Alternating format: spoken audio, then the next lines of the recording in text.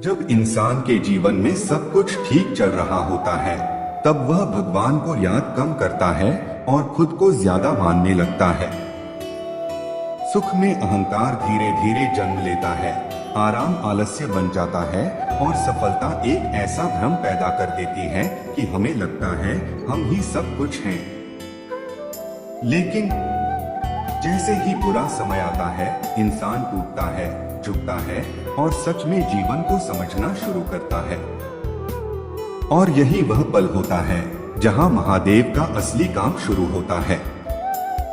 इसीलिए कहा गया है कि बुरा समय कोई सजा नहीं होता, वह ईश्वर की सबसे बड़ी कृपा होती है। महादेव कभी किसी को कमजोर करने के लिए कठिनाइयां नहीं देते। वे कठिनाइयां देते हैं ताकि आप अपनी असली शक्ति पहचान सकें।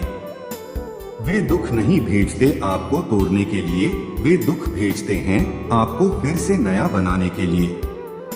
सोचिए, जिस तरह सोना आग में तप कर ही शुद्ध होता है, जिस तरह हीरा भारी दबाव में रहकर ही चमकता है, उसी तरह इंसान भी दर्द और संघर्ष में तप कर ही मजबूत बनता है।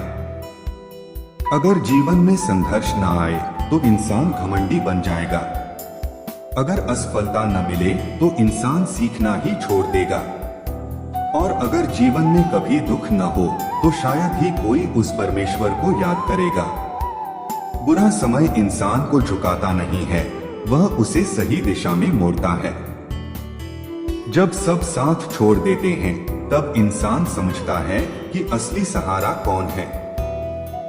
जब चारों तरफ के रास्ते बंद हो जाते हैं, तब इंसान के भीतर नए रास्ते बनाने का साहस पैदा होता है।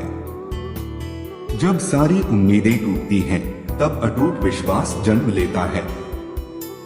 महादेव हर भक्त को पहले थोड़ा तोड़ते हैं, लेकिन उसी टूटन से उसे दुनिया का सबसे मजबूत इंसान बनाते हैं।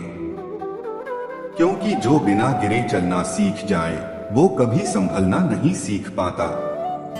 आज अगर तेरा समय कठिन चल रहा है, अगर मेहनत के बावजूद सफलता कोसों दूर है, अगर समाज का अपमान सहना पड़ रहा है या अकेलापन तुझे काट रहा है, तो रुक और समझ ले कि महादेव तुझे किसी बड़ी ऊंचाई के लिए तैयार कर रहे हैं।